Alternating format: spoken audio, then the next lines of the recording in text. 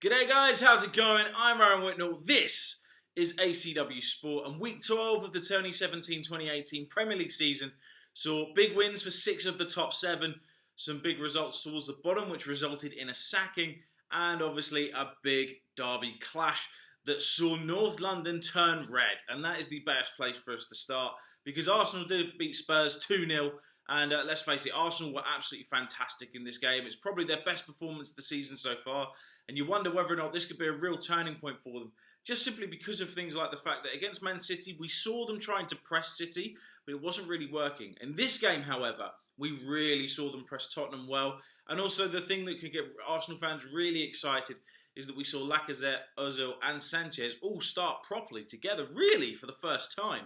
And it works so fantastic well because they cause so much threat.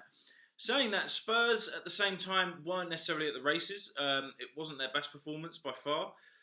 You wonder if whether or not they're still on a bit of a hangover from that Real Madrid game because they haven't played particularly well since.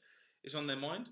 You can say that about the Palace game as well. Even though they won 1-0, they weren't at the races, and Palace were very unlucky not to win that game. But for me as well, the other big worry about Spurs is the fact that Harry Kane was playing injured. So was Dele Alli, really. We know Ali's been struggling for form, kind of in and out of it so far this season. But Kane, it was just so clear that he wasn't fit and he was struggling. So for me, I know it's a big North London derby, but I think Spurs should have actually rested him for this game and waited for him to come back 100% fit.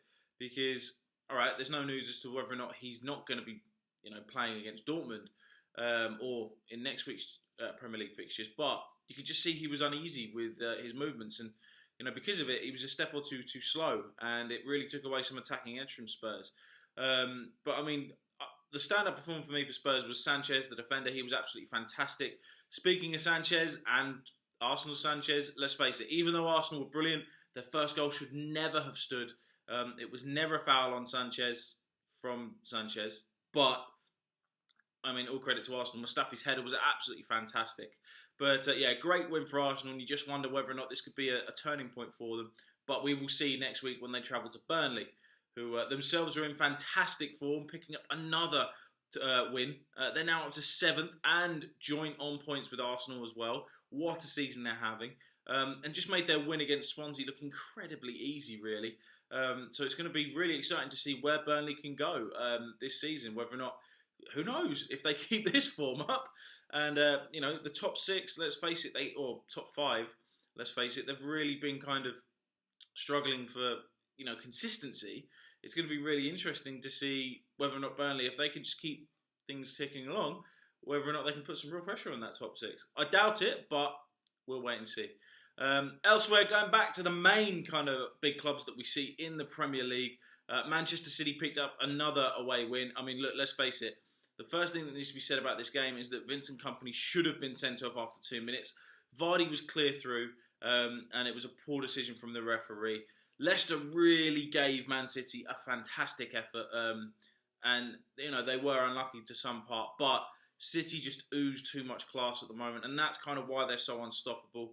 Wonderful team goal for Jesus' opener, and then Kevin De Bruyne, I would say at the moment he's the best player in the Premier League with an absolute wonder strike from outside the box, on his weaker foot as well. Unstoppable effort, and yeah, another good win for Manchester City. Manchester United, they got back to winning ways in some style as well. It looked very dodgy early on because Newcastle went 1-0 up and everyone was like, oh God, this is going to be a nightmare, potentially, with all the pressure that's been heaped on Jose Mourinho recently. But you've got Paul Pogba back, you've got Zlatan Ibrahimovic back, and when those two are back, anything can happen. Now look, Zlatan, he came on as a sub, but Pogba started and it was his match. Because after Newcastle scored, United woke up and they were pretty much unstoppable from that point on, really. And Pogba was at the heartstrings of everything. You can just tell he is the heartbeat of this team. And, with 1 goal, 1 assist, what a way to announce your comeback and in some style. He controlled the game, and Manchester United look a completely different force with him in the squad. And they even got Romelu Lukaku back on the score sheet, which is massive for them. So, yeah, big win for Manchester United. Gets their season back on track, following a difficult couple of weeks before the international break. Chelsea are also another team with their season back on track. They picked up a 4-0 win at West Brom. Eden Hazard and Morata look better and better together with every week that passes. Hazard getting 2 goals on this occasion. Sadly, this win did mean that Tony Pulis was sacked by West Brom. It's going to be interesting to see who they bring in because, as we know, Pulis is a masterstroke when it comes to avoiding relegation. We know they're in a difficult situation. We know that the fans weren't particularly enjoying his style of play, but I do think Pulis would have got them out of that situation. And unless they're bringing someone like Sam Allardyce, who is going to stop you from getting relegated, I'm not really sure who else they can bring in. So we're just going to have to wait and see. But yeah, sad weekend for West Brom and the fact they had to sack their manager, but a big win for Chelsea. And again, their season's very much back on track. And them and United are really starting to put pressure on City now, even though the gap is still 8 points. You know that those two are waiting in the wings for if and when City slip up. Liverpool also cruised to a very easy win over Southampton. I actually predicted this score right. Mo Salah is absolutely fantastic for them, isn't he? He's the highest goal-scoring winger in the whole of Europe, and he's a joy to watch, really. I mean, his first goal, wonderful curler, and his movement's just brilliant. And because of how quick he is, it's hard to keep track of him, and you can just see he's tearing defences apart. But this a big win for Liverpool. Again, kind of gets their season back on track as well after some really tough weeks as well before the previous international break. So, we'll see whether or not they can join United and Chelsea in the coming weeks up in that kind of joint second spot. But, big win for Liverpool there. Down the bottom, we saw Watford. They got back on track against West Ham.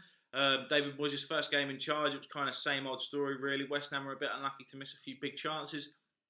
Watford needed this win, though, after a few unlucky results in previous weeks. They're up to 8th, having a fantastic season. You can see why Everton are so desperate to get Marco Silva.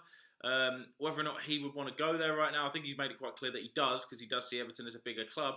But whether or not now is the right time to go to Everton is a different kettle of fish, because they could only draw away at Crystal Palace. Now, don't get me wrong, Palace played very, very well. I thought Everton, especially after turning a page against Watford in lucky circumstances, would actually get this win. But Palace, to fair credit to them, they do look like they have got an energy about them, especially when they're at home. They can just turn that home form from draws into wins. I think Palace could save themselves in some degree, especially now that Christian Benteke is back on the bench. Him and Zaha are so pivotal for them, and if they can produce a real interesting partnership and deadly partnership for them, especially down the bottom when they're facing teams around them, then I think that could give Palace a real fighting chance.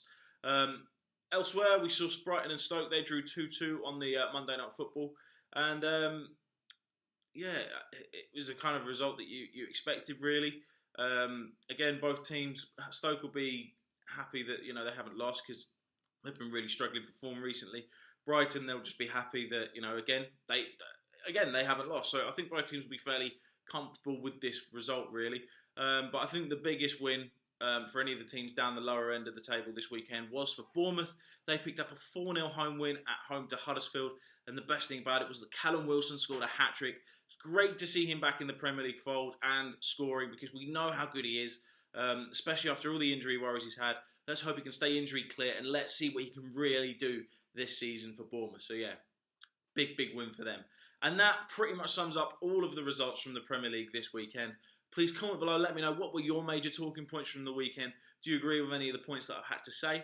I'll be back on Thursday with my Champions League review. And until then, have a good week, and I will see you guys again soon. Don't forget to subscribe to ACW Sport.